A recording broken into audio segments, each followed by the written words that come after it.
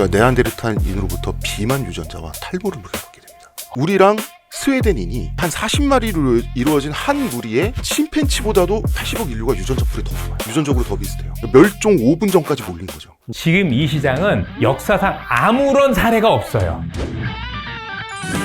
큰 돈 벌려면 시장과 같은 곳을 봐야 돼요. 여기서 대열에서 이탈하는 순간 끝이라고 말씀을 드렸고, 반도체 다음에 뭐라고 얘기를 해주는 거예요? 우리가 돈 벌 기회가 겁나 남았다라는 거죠. 고정 댓글을 참고하세요.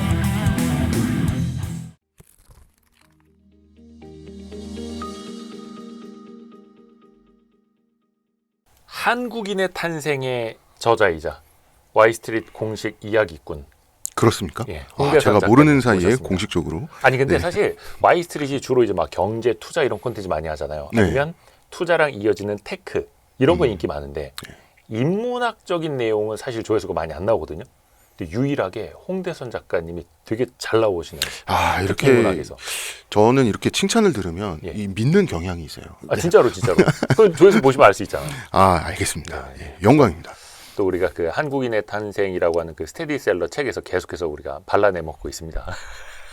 작가님한테 오늘은 특히 이제 한국인에 대한 분석 정말 많이 하시잖아요. 우리나라 사람들의 좀 생존력을 좀 이야기해 보려고 해요. 네. 한국인의 일단은 생존력 자체가 객관적으로 봤을 때 많이 좀 높은 편일까요? 어떻게 보세요? 저는 높다고 보고요. 예. 근데 그것은 마치 우리 한민족의 유전자가 뭐 대생적으로 뭐 남들보다 우월한 부분이 있어서 뭐 태어났을 때부터 생존력이 높게 타고났다. 저는 이거는 말이 안 된다고 보고요. 지리적으로, 지정학적으로, 역사적으로, 결과적으로 생존에 성공하면서 남은 유전적 인자 같은 그런 기질이 있다라고 보는 것이거든요. 강해서 살아남은 게 아니라 살아남은 게 강한 거다 이런 거예요. 비슷합니다. 예를 들어서 티라노사우루스의 생존력도 대단했겠죠, 한때는. 예. 근데 지금 와서 지금 멸종해 있는데 티라노사우루스의 생존력은 대단해 라고 지금 와서 말하는 건 좀 이상하잖아요. 예, 결과적으로 만약에 한국인이 그 수많은 외침을 당하면서 역사적인 몇 번의 승리를 거두면서 위기 탈출을 한 적이 있습니다. 네. 자, 만약에 나당 전쟁에서 졌다면, 만약에 귀주 대첩에서 졌다면, 예, 그랬다면 지금 우리는 다 중국어를 쓰고 있을 수 있는 거거든요. 이제 결과적으로 그런 과정들을 거치면서 기질이 강화된다라고 볼 수 있는 거죠. 예. 사실 어떻게 보면 결과론적으로 이야기하는 것일 수도 있겠습니다만 네. 어려운 시기를 좀 많이 겪어봐서 생존력이 높아졌다 이렇게 볼 수도 있을까요? 당연히 그렇고요. 그런데 저는 남들이 말하듯이 우리가 IMF도 극복을 했고 세계에서 가장 빠른 산업화도 이뤘고 막 이렇게 외치고 싶진 않고요. 조금 더 침착하게 드라이하게 역사라고 하는 것을 전 사실 인류의 역사부터 따져 들어가야 돼요. 네. 동북아시아인들, 동아시아인들 그리고 한국인을 말하기 위해서 예전에 이제 호모 하빌리스라고 하는 우리의 직계 조상이 있었어요. 호모 하빌리스가 이제 호모 에렉투스가 됩니다. 네. 그러니까 에렉투스는 특징이 있어요. 그 전부터도 인간은 두발 동물이긴 했는데 예. 그 에렉투스는 이렇게 서는 게 돼요. 완전 차렷 자세. 완전 직립이 되죠. 이거. 그리고 이제 불을 사용하게 됩니다. 예. 그러니까 완전히 직립이 되게 되면 체중을 다 받으면서 다리의 힘을 두 다리에 공급하는 엉덩이가 굉장히 중요해져요. 그렇죠. 그래서 인간은 포유동물 중에서 엉덩이가 거의 가장 잘 발달한 동물이에요. 그래서 예나 지금이나 인종과 상관없이 힙업이 잘 돼 있는 게 성적 신호인 거죠. 성적 매력인 거죠. 네, 그거는 우리가 직립을 했기 때문에 힙업이 중요해진 거예요. 그리고 이제 불을 사용하게 되는데 이제 아무튼 호모 에렉투스 덕분에 우리는 허리 디스크가 생겼고요. 네, 그다음에 무릎 관절염이 생겼습니다. 네, 직립을 하다 보니까. 그렇죠. 근데 이제 불을 사용했는데 불의 메리트가 불은 사람들을 엄청나게 안전하게 만들고 야생동물도 쫓아주고 네. 많은 걸 만들 수 있게 해주고 무엇보다 음식을 익혀서 이제 소화가 잘 되잖아요. 그러니까 이 뇌라고 하는 물건은 많은 에너지를 잡아먹거든요. 그렇죠. 그러니까 뇌가 커져요. 그러니까 뇌가 커지다 보니까 이 커진 뇌를 따라잡기 위해서 더 똑똑해져야 돼요. 더 생존을 잘하게 돼야 돼요. 예, 그러다 보니까 뇌는 커지고 이 커진 뇌를 감당하기 위해서 더 고생하다 보니까 뇌가 더 커지고 하는 계속해서 머리가 좋아지는 그런 그 루트를 타게 되는데 이 호모 에렉투스가 아프리카를 처음 벗어납니다. 한반도에는 70만 년 전쯤에 호모 에렉투스가 들어와서 지금 관련 유물이 있어요. 예, 석기시대 유물이 있는데 이 사람들은 지금 우리하고는 아무 상관이 없습니다. 한반도에 진출한 호모 에렉투스는 다 멸종했어요. 그래요. 예, 우리는 쓸데없이 무모한 도전을 하지 않고 안전하게 아프리카에 남아있던 사람들의 모든 인류는 후손입니다. 자, 이제 한반도에 한번 왔다가 이제 사라졌고, 그 다음에 이제 호모 에렉투스에서 호모 하이델베르겐시스, 보통 하이델베르크인이라고 하는 네. 인종이 이제 나오게 돼요. 이 인종의 새 후손이 우리인 호모 사피엔스 사피엔스, 네. 그 다음에 호모 사피엔스 네안데르탈렌시스, 네안데르탈인이죠. 네. 그 다음에 데니소바인, 이렇게 이 세 갈래가 나옵니다. 이 근현종이기 때문에 이 셋은 서로 번식이 됩니다. 네, 그래서 우리가 이제 네안데르탈인과의 잡종이 생기면서 우리가 네안데르탈인으로부터 비만 유전자와 탈모를 물려받게 됩니다. 아, 그래요. 네, 비극이죠. 커다란 비극입니다. 예. 제가 어제도 이 비만 유전자가 무서운 게, 제가 어제보다 오늘 딱 1.2kg가 더 쪘거든요. 하루 사이에요? 아, 제가 어제 밤에 못 드셨구나. 너무 피자가 먹고 싶어서 피자를 이게 다 장바구니에 담아놓고 부들부들 떨다가 주문하기를 누르고 말았어요. 졌구나. 피자 라지 반판이 넘어가는 5조각을 먹고 아침에 딱 일어났더니 거울 안에 이제 우파루파가 이렇게 한 마리 부어가지고 하여튼 비만 유전자를 이렇게 네안데르탈한테 받게 되는데, 자, 중국 과학대학원이 굉장한 연구 기관입니다. 여기가 네. 여기서 밝혀낸 게 93만 년에서 81만 년 사이 어느 시점에 네네네. 하이델베르크인이 번식 가능 인구가 1280명으로 줄어든 적이 있어요. 줄어든 거예요? 예, 1280명으로. 예. 한 종의 동물이 예. 1280개체로 줄어든 거예요. 멸종 5분 전까지 몰린 거죠. 네. 예. 지금 전 세계 인류가 80억 명이잖아요. 네. 하나도 빠짐없이 불과 1280명의 후손이에요. 물론 이제 이걸 정확하다라고 할 수는 없겠고 이제 추정이겠습니다만 어찌됐든 간에 호모사피엔스, 네. 네안데르탈인, 데니소바인 요 선조가 하이델베르크 1200여 명 남았다. 예. 그래서 인간은 그렇기 때문에 유전자 풀이 매우 좁아요. 80억 인류라고 해봐야 다 이 1280명의 후손이거든요. 그래서 이 인간은 어느 정도로 유전자 풀이 좁냐 하면, 우리랑 스웨덴인이 네. 한 무리에 한 40마리로 이루어진 한 무리에 침팬치보다도 80억 인류가 유전자 풀이 더 좁아요. 비슷하다는 거예요. 예, 유전적으로 더 비슷해요. 왜냐하면 1280마리의 후손이기 때문에. 예. 그래서 모든 인류는 한 형제라는 말이 있잖아요. 이 말은 생물학적으로는 거의 맞는 말이에요. 그런데 역설적으로 바로 그렇기 때문에 인간은 다른 인간 집단, 그리고 이방인에 대해서 적대적이에요. 한 형제이기 때문에 적대적입니다. 역설적이네요. 역설적이죠. 왜냐하면 유전적으로 너무 비슷하다 보니까 전염병에 취약해요. 그러니까 배타적이어야만 살아남는 거예요. 전염병에 취약합니다. 그래서 그 어떤 세균이나 바이러스가 한 인간을 공략하는 데 성공하면 복사 붙여넣기 그 80억을 할 수가 있어요. 너무 유전적으로 우린 비슷하기 때문에. 그러니까 오히려 더 폐쇄적으로 그렇죠. 살려고 했던 거예요. 지키려고. 그렇죠. 예, 그러니까 인간의 학살이나 인종 청소 이런 습관도 그러니까. 아마도 이제 그 전염병을 대처하는 과정에서 나왔을 거다라는 연구 결과가 있어요. 싹 다 죽이면 쟤들을 안전하죠. 우리가 쟤들한테 옮을 게 없잖아요. 그러니까 쟤네랑 우리랑 달라. 우리가 더 우월해. 누가 저열해. 이게 아니라 네, 어떻게 보면 이제 살아남으려고 하던 그 욕구가 잘못 발현이 된 거예요. 그렇죠. 삐뚤어지게. 한 3만 년 전, 4만 년 전 기준으로, 그때는 집단의 생존이 무엇보다 우선시되는 시대에 그때 기준으로 삐뚤어졌다고는 할 수는 없죠. 하지만 현대적 기준에선 삐뚤어진 게 맞죠. 그죠. 근현대사로 보면. 예. 그래서 이제 이 1280마리만 남은 우리 선조들이 네. 먹고 살려고 아프리카를 막 미친 듯이 돌아다닙니다. 그러다가 일부가 빠져나와요. 네. 이 중에서 동쪽으로 간 사람들은 데니소바인이 되고 서쪽으로 간 사람들은 네안데르탈인이 됐어요. 네. 그러니까 우리는 이때도 아프리카에 여전히 남아있던 사람들의 후손이에요. 아프리카에 남아있던 사람들 중에 호모 사피엔스는 살아남았습니다. 이동하지 않았는데, 네. 호모 사피엔스들이 서로 이제 경쟁이 심해지고 너기가 부족해지고 가뭄이 생기고 하면서 자기들끼리 미친 듯이 서로 죽이다가 도저히 안 되겠다 해서 아주 일부가 사냥감을 따라서 아프리카를 벗어나요. 이게 모든 한국인들의 조상입니다. 아프리카를 벗어나요. 요게 5만 년에서 10만 년. 10만 년 전 사이에 아주 일부만 아프리카를 벗어났겠죠. 예. 그렇기 때문에 아프리카를 제외한 모든 사람들, 모든 지역의 사람들의 유전자 풀이 아프리카 전체보다 훨씬 좁아요. 좁죠. 아주 일부만 아프리카를 벗어났으니. 그러니까 아프리카를 제외한 곳의 모든 사람들은 아프리카를 벗어난 일부 선조의 다 후손들이기 때문에 유전자 풀이 또 좁아요. 예, 유전자풀 얘기를 계속 할 겁니다. 네. 그러다가 이제 아프리카 바깥을 유랑을 하면서 호모사피엔스는 네안데르탈 인도 만나고 데니소바 인도 만나요. 다시 또 만나요. 다시 또 만나서 이제 서로 교잡을 이룹니다. 예. 그게 뭐 얼마나 아름다운 낭만적인 사랑이었을지는 모르겠지만 사실 뭐 다 납치 막 이런 거였겠죠. 뭐 요거는 거의 뭐 선사시대 얘기니까. 네, 그렇죠. 예, 예. 그래서 현재 우리에 보면은 2% 네안데르탈인이 있고 0.2% 데니소바인이 있습니다. 그런데 아프리카 바깥을 빠져나온 호모사피엔스 중에 아주 일부가 네. 인도에 정착을 합니다. 자, 유전자풀이 더 한 단계 더 좁아지겠죠. 네. 인도에 정착을 했던 아주 또 일부가 우리 한 칸 더 가볼까 해서 순다랜드로 이주를 합니다.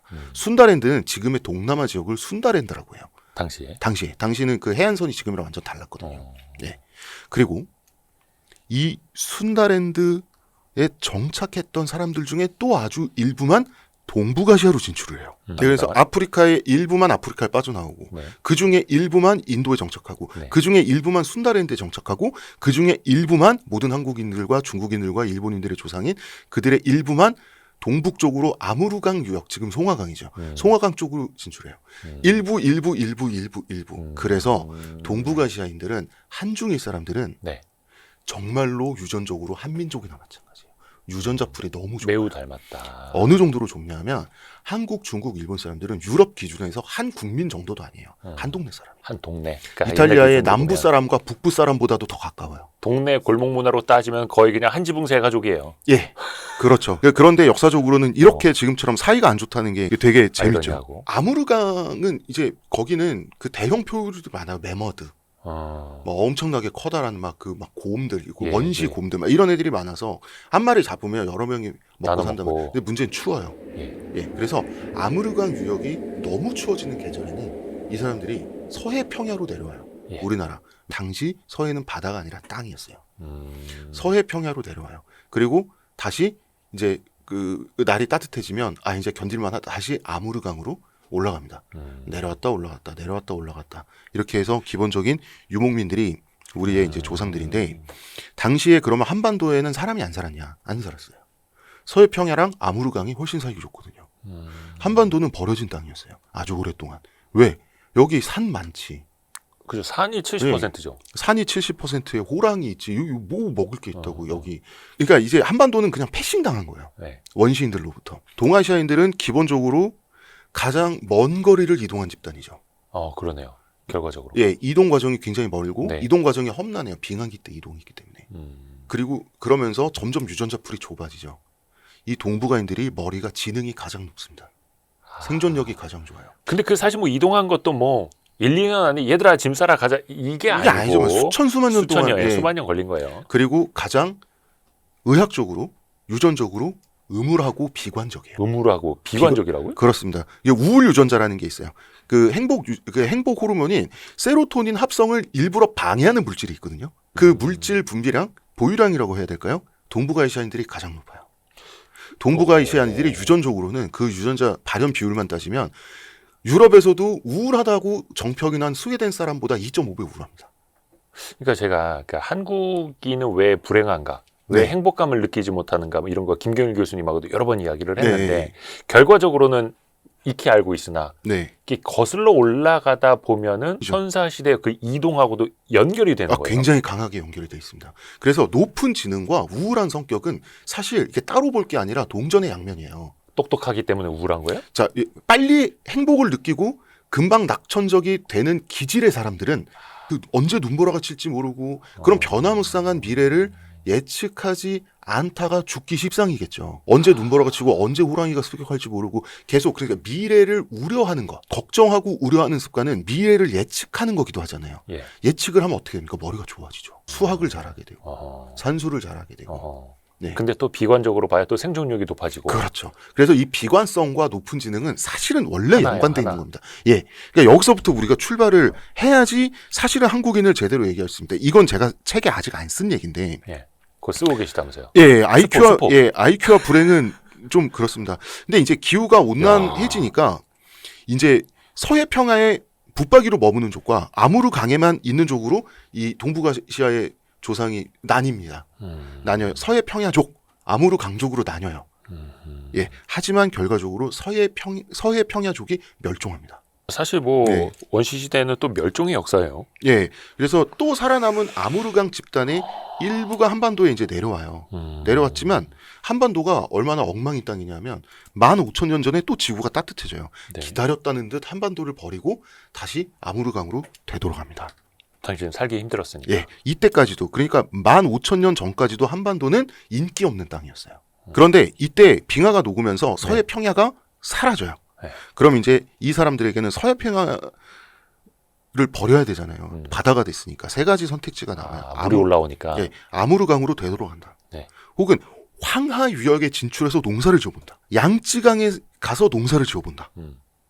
아니면 요하 유역에서 수렵도 해보고 채집도 하고 농사라는 것도 지어본다라고 하는 크게 네 가지 선택지가 남습니다. 뭔가 문명의 탄생으로 이제 가요. 예, 여기까지도 한반도는 버려진 땅이 있어요. 어.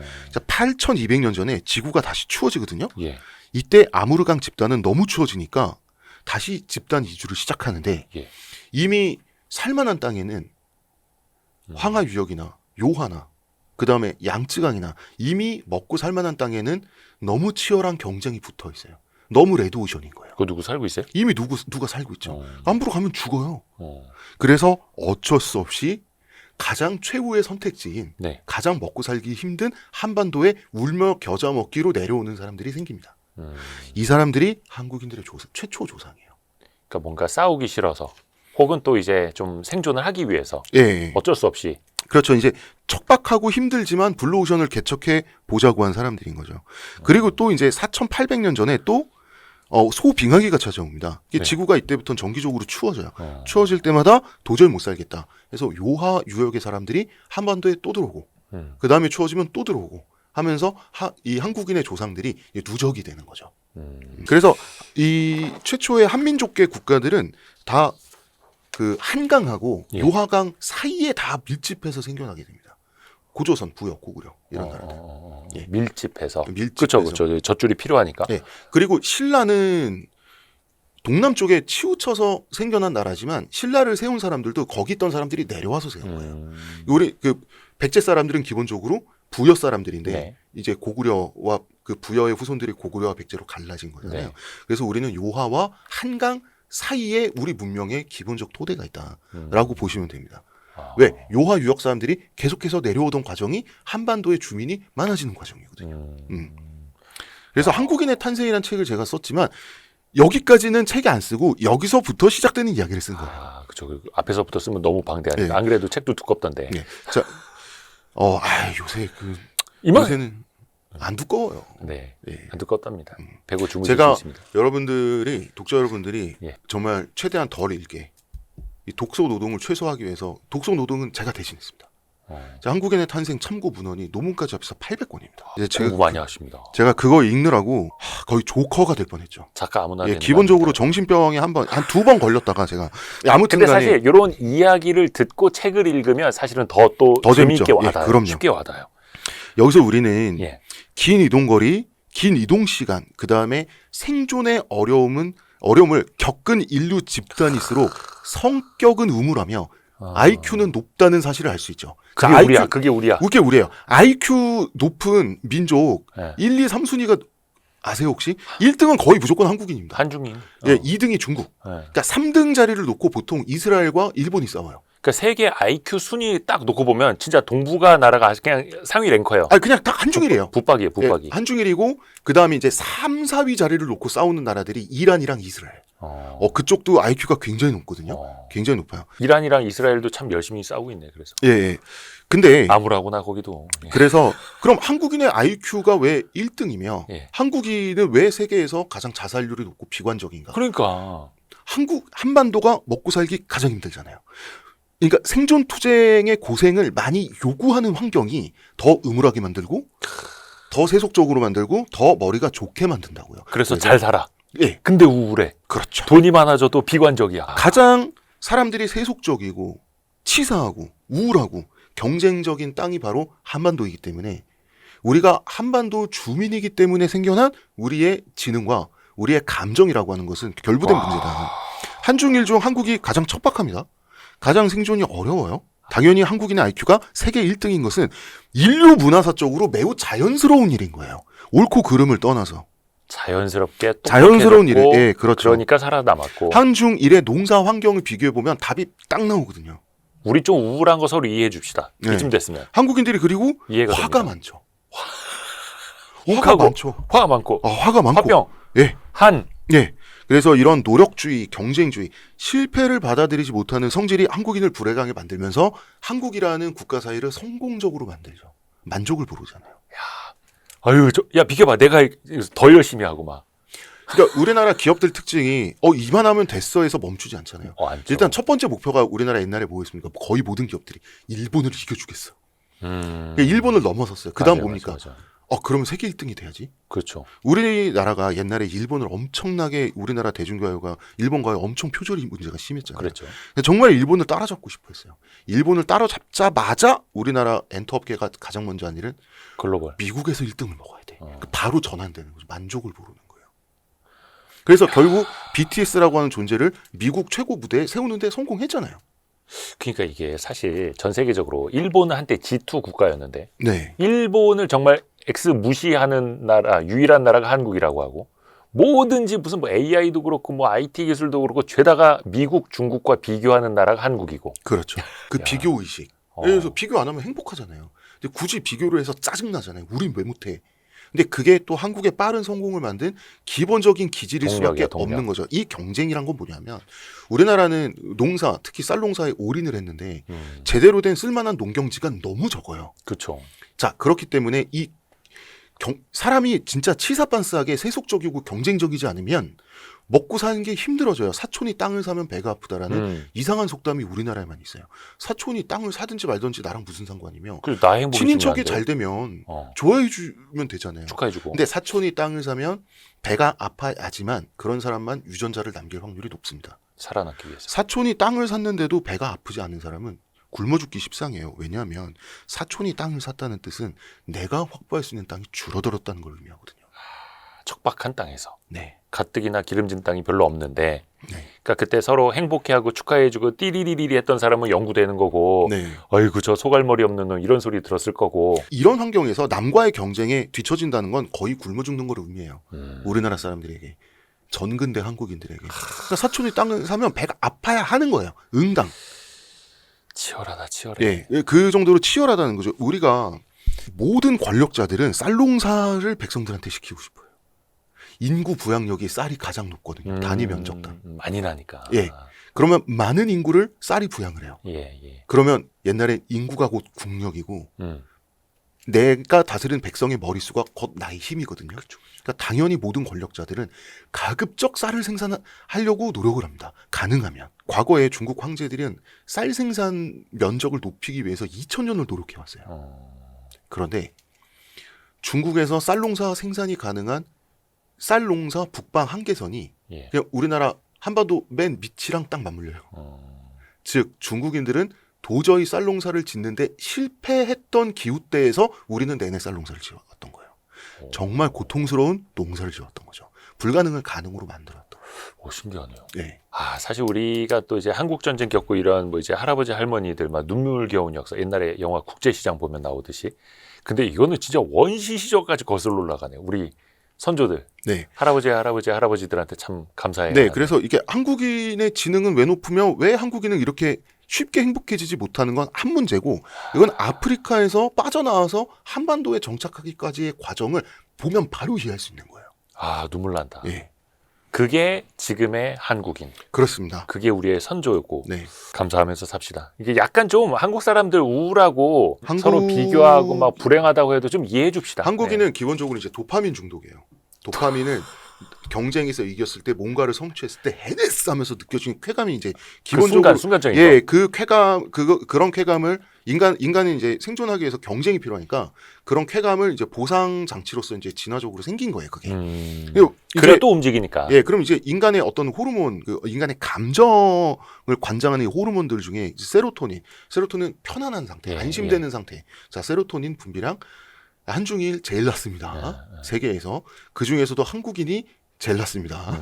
예, 그 다음에 옥시토신은 이제 사랑하는 사람들과 함께 있을 때 느껴진 어떤 그런 거. 한국 사람들 옥시토신 수치 높겠어요? 가장 낮겠죠. 사촌이 땅을 사도 배가 아픈데 옥시토신이 몇 말입니까? 그 다음에 엔돌핀이 웃음을 관장하는 그쵸, 그쵸. 거고 또 뭐가 행복 있냐면 이제 호르몬. 뭐 노르아드레날린 뭐 이런 얘기는 안 하겠습니다. 이제 아난다마이드라고 이 몸에서 작용하는 기전이 대마 같은 물질은 아니지만 그게 행복 대마와- 전달 물질이라서. 예, 그래서 행복 물질이라고 불려요. 네. 예. 한국인이 거의 이제 분비량이 꼴찌죠. 그러니까 이 모든 종합 점수를 이게 다 합하면 한국인은 행복을 느낄 틈이 유전적으로 없는 거예요. 그러니까 그러니까 머리만 좋아. 사람들 막 우울하고 경쟁적이고 막 한국 사람들 특징이 뭡니까? 동기동창이 혹은 사촌이 나보다 빨리 나보다 좋은 집과 차를 사면 배 아파서 잠을 못 자잖아요. 요즘에 옆에서 누가 주식으로 돈 벌었다는 얘기 듣고 막 돌아버리려고 그러죠, 한국 사람들.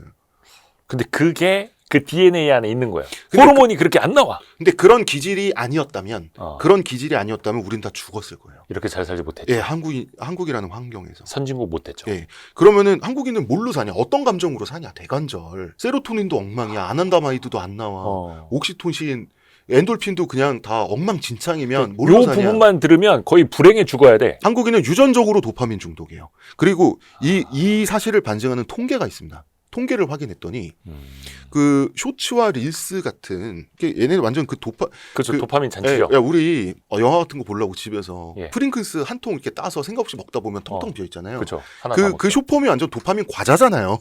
그 쇼폼 사용 시간 한국인이 통계가 나왔어요. 압도적인 1등이에요. 제일 많이 봐. 제일 많이 봐요. 하나만 봐야지. 10개만 봐야지 하다가 1시간 지나가 있고. 도파민에 굶주린 채로 태어나기 때문에 유전적으로. 제일 중독에 취약하고 그래서 주식시장에서도 파생상품이나 레버리지가 제일 잘 되고 무조건 2배, 3배 가야 그게 기본값인 줄 알고 우리나라가 예전에 막 파생상품 1위 한 적도 있어요. 한국인들은 규제하기 전에. 주식을 할 때 도박적으로 하잖아요. 맞아요. 그럼 한국 사람들이 주식에서 성적이 외국인들보다 안 좋아요. 너무 한탕주의 도박적으로 심하고. 너무 도박적으로 해서 왜 그러냐면 그 사실 IQ만 놓고 보면 이상하잖아요. 우리가 머리가 제일 좋은데 세계에서 IQ가 제일 높은데 주식 성적이 제일 좋아야 되잖아요. 근데 도파민 중독이기 때문에 주식 어리석은 투자를 하는 거예요. 도파민을 이기지 못하는 거야. 그러니까 버핏이 이야기한 것처럼 주식 투자는 결국 IQ 싸움이 아니다. 태도의 문제다라고 하는데 한국인들은 똑똑한데 주식 투자를 잘 못해. 급하고 투기적이어서. 근데 그게 거슬러 올라가면 호모 누구라고요? 어디서부터 나와? 제가 호모 에렉투스부터 얘기를 했습니다.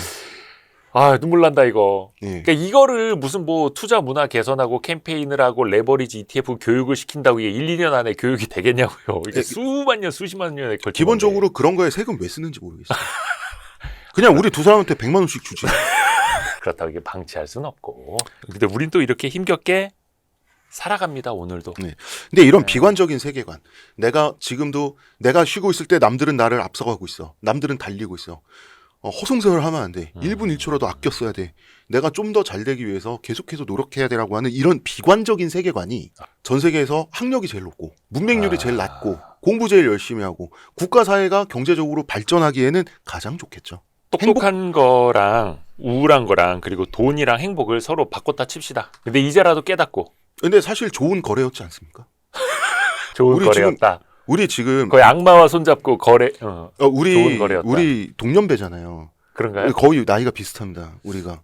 몇 년생이시죠? 저 많이 또 동안으로 보셔. 제가 81년생입니다. 저 78년생입니다.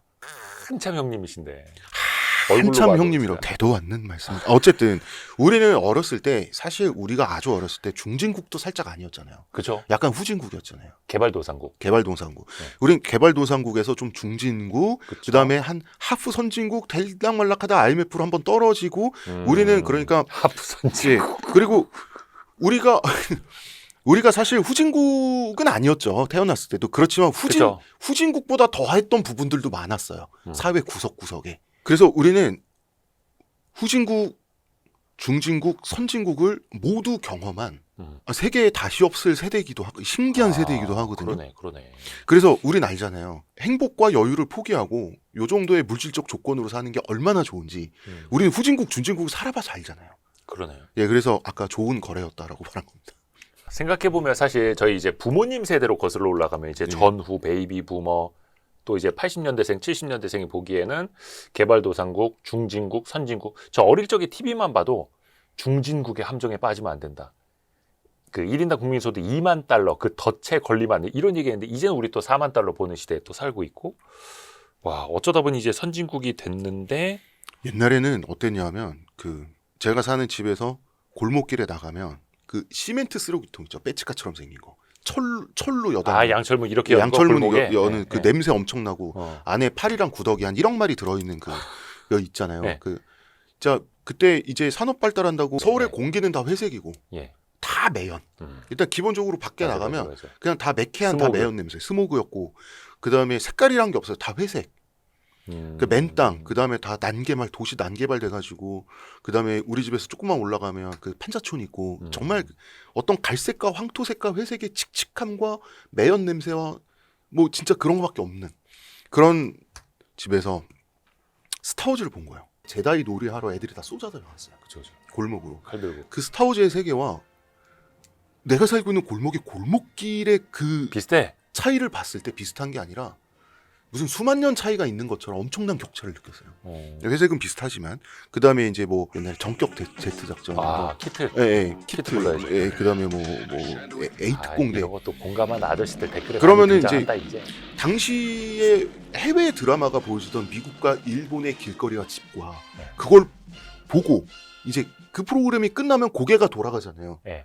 뭐 물이라도 먹기 위해서 뭐 밖에 나가서 다시 우리 놀기 위해서 동네로 했을 때 우리 집과 우리 골목을 보면 그 격차는 다르죠. 그래서 저는 지금 동남아 10대 애들이 다 한류 드라마 보기 때문에 우울하다는 거예요. 한류 드라마 보면서 여주인공의 감정이입하고 거기 한국 사람들의 삶의 조건 뭐 이런 거 낭만적인 얘기를 다 보고 이제 다 봤어. 네. 엔딩 크레딧 올라가면 밖에 나가서 좀 체조라도 할까라고 나가면 비포장 도로에 우리 집엔 차도 없고 동네 트럭 한 대 있고 염소똥 막 이렇게 있는 게 자기가 삶의 모습이라는 거예요. 지붕은 철판 슬레이트로 돼 있고.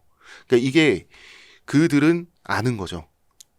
자기네 나라는 자기는 절대 저 삶을 살 수 없다. 살 수 없다는 거 알았는데 우리는 몰랐죠. 우리는 몰랐죠. 따라잡고 말 거야가 있었잖아요. 어떻게든 우리가 선진국 된다 이게 있잖아요. 우리는 포기란 걸 모르잖아요. 이것도 우물한 세계관의 일부인 거예요. 그러니까 우물 안에 있었기 때문에 더 열심히 했던 거야. 음울한 세계관, 음울한 어두운 세계관인 거죠. 저는 우물이라고 들었는데. 우물이기도 했죠 옛날에. 그러니까 어떻게 보면은 사실은 우물한 개구리가 정말로 뭔가 더 열심히 해서 밖에 나왔더니 내 체질이 더 커진 거예요. 체격도 커지고 체질도 좋아지고. 네. 근데 약간 또 음울하고 우울한 덕분에 더 열심히 살아왔던 거고. 그렇죠. 이게 그러니까 이 과도한 경쟁적 기질을 갖고 태어나는 것이 개인의 불행에, 개인의 행복도에는 굉장히 악영향을 미치지만 그 국가 사회 경제가 발전하는 데는 굉장히 도전적인 좋은 조건이라는 거예요. 그래서 우리가 불행하기 때문에 성공한 것이 결부돼 있는 문제다라는 거죠. 아니 젠슨 황 그 엔비디아 CEO가 얼마 전에 그 얘기했어요. 그래서 많이 고생을 해봐야 된다라고. 고생을 하면 많이 겪게 되고 그게 많이 배우게 되고 노력을 끊임없이 하게 돼서 성공에 이르게 된다라고 해서 젊은 세대들한테 말을 해달라고 했을 때 경험하라고 아픔을 겪으라고 고통을 겪으라고 원래 자수성가에서 그만큼 성공한 사람들이 걸리는 병이 있는데요. 자기가 되게 고생한 줄 압니다. 성공한 사람들 특징이. 젠슨아 군대도 안 갔다 온 아저씨가 무슨 아니 근데 이제 그거를 Z세대들이 과연 이제 수긍을 할까? 이거는 좀 의문이기는 한데 다시 돌아와 보면은 주머니에 다 100만 원짜리 스마트폰 있고 다들 승용차 타고 다니고 빠른 기차 타고 다니고 이런 사람들이 또 한켠에서는 또 불행함을 느낀다라는 거예요. 그렇죠. 그러니까 그렇게 살면서 우리는 못 살아봤잖아요. 지금처럼 살면서 불행한 게 낫다니까요. 무조건 물질적 조건이 가장 중요한 거예요. 좋은 거래였다. 그렇죠. 악마와 악수. 그럼요. 제가 이제 작가다 보니까 저희 친구들 아는 사람들이 막 우리나라는 작가면 작가 선생님 하면서 좀 약간 우쭈쭈 해주는 문화가 좀 있어요. 저 책도 많이 쓰고. 네, 그래서 저한테 넌 정말 힘들겠다, 대단하다, 정말 창작의 고통을 이겨내면서 뭐 이런 얘기를 해주거든요. 네. 창작의 고통이 존재는 해요. 예. 있긴 있습니다. 육체적 고통에 비하면 아무것도 아닙니다. 그 막노동판에 가서 그 곰방 있죠. 그거 딱 20분 하잖아요. 글 쓰고 싶어 죽을 지경이 됩니다. 맞아요. 창작의 고통은 이 물질적 고통에 비하면 아무것도 아니고요. 그렇기 때문에 우리가 이러한 물질적 기반을 얻기 위해서 존재했던 우리의 음울한 성격이라면 그래도 된다. 도움이 돼요. 진짜 좋은 말씀해 주셨는데 저도 요즘에 항상 10시, 11시 퇴근을 하거든요. 만 5년, 6년 차 이렇게 네. 되고 있는데 힘들 때 그런 생각을 합니다. 어릴 적에 이제 알바한다 치고 막노동 많이 했거든요. 네. 그 노가다판에서 당시 하루에 5만 원 벌기 위해서 땡볕에서 그렇게 힘들게 일했던 거 생각을 하면 지금 나는 여긴 천국에서 일하는 거다. 그 옛날에 생각합니다. 정말 네. 진짜 그거 딱 10분만 짐 나르면 약간 정신 나갈 것 같아요. 너무 시멘트 힘들어. 같은 거 막 이렇게 계속 그거를 무한 반복 8시간 동안. 그 제일 힘든 게 그 비계 아시바라고 부르죠. 공사판 그 비계. 비계 타는 거 있잖아요. 네. 아시바 탄다고 하는 거. 자, 이거 못 알아들으시는 분들은 그냥 세상에서 제일 나는 힘들어, 진짜. 행복하다 생각하시면 돼요. 네. 우리 Z세대 여러분도 죄송합니다. 그것도- 우리 두 아저씨 둘이서 그것도 앉아가지고 조금만 안 있는 일을 하면 3만 원 주잖아요. 안 힘든데 정말 죽도록 힘들어야지 딱 5만 원 주고 예. 조금만 쉬어도 3만 원 주고. 그러니까 우리가 IMF 세대잖아요. 예. 그러니까 우리가 막노동을 했을 때 예. 그 전국의 망한 집구석 대학생들이 다 공사판에 다 나왔죠, 방생이 돼가지고 우리가 가장 가격이 쌌어요. 우리가 당시에 이- 어떤 노동 착취랄까? 노동력. 그다음에 현장에서 뭐 좀 아, 얻어맞고 눈물 난다. 욕 듣고 하는 그런 폭력도 우리가 가장 값이 쌌기 때문에 헐값이어서 우리가 좀 많이 잘못 걸리긴 했어요 그때. IMF 세대. 네. 이거 참 눈물 없이는 들을 수 없는 건데. 그래도 요즘에 헬조선이라는 말은 좀 들어가지 않았나요? 왜냐하면 대한민국의 모습을 보고 다른 나라에서 되게 부러워하고 네. 요즘에 뭐 그러니까 행복도 높았던 뭐 네팔, 부탄 이런 나라들도 막 인터넷으로 오고 비교하면서 오히려 행복도 낮아진다고 하고 그러면서 요즘 우리나라에 헬조선이라는 말 잘 안 쓰는 것 같은데. 아무래도 이제 코로나와 전쟁의 여파가 있는 것 같고요. 예. 코로나 시기와 전쟁을 거치면서 우리가 부러워하던, 예. 그러니까 헬조선이란 건 헬조선이 있다는 건 해군 왜곡이 있어야 이 헬조선이 성립되는 관념이잖아요. 음. 근데 우리가 천국이 부러워하던, 보여야죠. 우리가 부러워하던 나라들이 많이 이제 힘들어졌죠. 그 모습을 뻔히 봤죠. 또 이제 유럽 갔다 온 사람들 이제 다 실망한다 그러죠. 그죠. 옛날에는 유럽 배낭여행을 가면 정말 좋았어요. 예. 우리나라보다 예. 길거리의 분위기 자체가 더 좋았어요. 오, 더 자유롭고 더 여유롭고 분명히 그게 있어요. 이게 지금 한국인이 유럽에 가면 왜 이렇게 더러워? 왜 이렇게 완전 바뀐 거예요. 화장실 문화 막 이러고 막 소매치기 많고 막. 그러면 상대적으로 없어진 거라고 봐요. 헬조선이라는 상대. 상대. 그죠. 그때 코로나 때도 그 미국에서의 그 방역에 대한 인식, 그쪽에 뭐 위생관념 이런 거 보고 야 여기가 선진국 맞아? 이렇게 하다 보니까 또 우리가 또 올라간 거예요. 그러니까 아니 선진국이라는 나라들이 왜 다 엉망이야? 라고 한국 사람들이 생각할 참에 IMF에서 세계 선진국 순위를 내놨죠. 재작년인가. 한국이 세계 6위 선진국이라는 거예요. 한국사의 선진성이 세계 6위라는 거야. 아니 우리는 말이 안 되는 것 같잖아요. 네. 근데 정작 그 통계나 그 통계 근거를 보면은 꽤 그럴듯하기도 해요. 외국인들이 보기에는 그 정도로 보이는 요소도 있는 거예요. 그러다 보니까 이제 우리가 헬조선에 태어났기 때문에 이 나라에 태어났기 때문에 내가 불행하다란 말을 하기가 많이 민망해진 거죠. 이제는 예. 그렇죠. 선진국입니다. 이제 또 생각도 좀 많이 바뀌어 가고 있고. 근데 이제 마지막으로 안타까운 건 그거예요. 여전히 그 살자율 이게 네. OECD 1위입니다.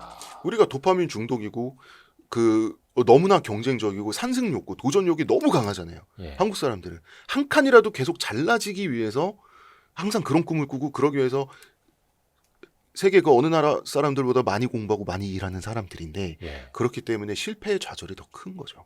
보통 우리나라가 보세요. 우리나라는 이제 사람이 물리적으로 굶어 죽는 게 불가능한 나라가 됐어요. 굶어 죽을 것 같으면 주민센터만 가도 살아요. 쌀과 김치를 주거든요. 그리고 자유를 좀 잃고 그 공간의 규칙에 따라야만 한다면 페널티가 시설이 있지만 있어요, 시설. 그러니까 시설도 정말 많습니다. 우리나라. 예, 들어갈 수 있어요. 예. 그래서 그 제 선배 중에 가난해서는 아니고 어쩌다 보니까 1년 동안 노숙 생활을 한 선배가 있거든요. 굶어 죽는 게 불가능해요. 우리나라는. 그분의 말, 그분의 경험이에요. 예, 근데 이제 자유 찾아 나는 그냥 사람이 싫고 어디 막 통제받는 것도 싫고 그냥 그러면서 이제 산기슭에 살다가 굶어 죽거나 얼어 죽을 수 있지만 그거는 본인이 선택한 거잖아요. 예, 굶어 죽기 싫은데 굶어 죽는 건 우리나라는 불가능한 나라가 됐다니까요. 그런데도 자살률이 높다는 것은 실패를 받아들이지 못하는 기질 때문이겠죠. 욕망이 클수록 내가 잘 되고 싶은 마음이 클수록 실패했다고 생각했을 때 나에게 다가오는 나에게 엄습하는 좌절감도 비례해서 클 거 아니에요. 그래서 한국인은 유전적으로도 자살률이 높을 수밖에 없다. 유전적으로도. 그러니까 이게 무슨 뭐 현대 사회 뭐 1, 2년 근데 뭐 몇십 년 이야기도 아니고 사실은 네. 오래된 건데 어떻게 보면 실패를 받아들이지 못하는 문화. 그래서 실패해도 괜찮아. 재기할 수 있는 토양을 만들어야 한다라고 하는데 사실 어떻게 보면 이제 우리 안에 본성에서부터 나오는 거고. 근데 이제 받아들이고 안 받아들이고의 문제는 이런 거거든요. 내가 이제 망했어요. 그럼 이제 회생 파산 신청을 하면 돼요. 공식적으로 망한 사람이 되는 거죠. 네. 집 팔고 차 팔고. 그래서 이제 그 최저 생계비 빼고 뭐 한 국가가 정해준 기간 동안 2년 동안 빚 갚고.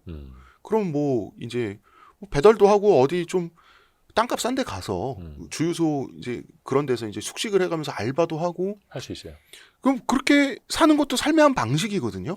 근데 그건 이제 그러느니 한국 사람들 자살하는 거죠. 못 견디는. 네. 하여튼 요거는 우리가 또 왜 이런 DNA가 한국인에게 남아있을까? 왜 행복도가 낮을까? 왜 비교하고 끝없이 불행하기만 할까라는 걸 한국인의 탄생의 저자에게 또 들어봤고 그걸 이제는 알았으니까 네. 어떻게 개선해야 할지도 같이 또 우리는 찾아볼 수 있다라고 저는 네. 믿습니다. 이게 지금 통계를 보니까 순수 유전자만으로는 유전적 불행은 일본과 한국이 거의 쌍벽이거든요. 어차피 일본 사람들도 한반도에서 간 사람들이기 때문에. 근데 자살률은 한 3배 앞서니까 그러면은 이게 일본은 규칙에 복종하고 순응하면 먹고 사는 게 가능한 반면 한국은 남을 이기고 내 자신을 증명해내야 되는데 해내지 못하면 난 죽어 마땅해라는 이 정말 엄청난 경쟁심 있잖아요. 이게 기본적으로 세팅이 돼 있기 때문에 자살률이 그만큼 높다고밖에 생각할 수가 없다. 그리고 이러한 한국과 일본 사람들의 관념 차이, 어떤 습관적 생각의 습관이랄까요? 그런 차이는 일본은 기본적으로 농사를 짓거나 뭘 할 때나 한반도보다 훨씬 풍요롭습니다. 조건 자체가 달라요. 한반도가 농사가 됐든 먹고 사는 게 됐든 일본보다 훨씬 고통스러웠어요. 그래서 이러한 것들이 한국인을 이제 이렇게 만들었다. 네, 이렇게 종합적으로 볼 수 있을 것 같습니다. 야, 역사 드라마를 만들어도 이거보다 재밌지는 않을 것 같습니다. 지금 이 시장은 역사상 아무런 사례가 없어요. 큰 돈 벌려면 시장과 같은 곳을 봐야 돼요. 여기서 대열에서 이탈하는 순간 끝이라고 말씀을 드렸고 반도체 다음에 뭐라고 얘기를 해주는 거예요? 우리가 돈 벌 기회가 겁나 남았다라는 거죠. 고정 댓글을 참고하세요.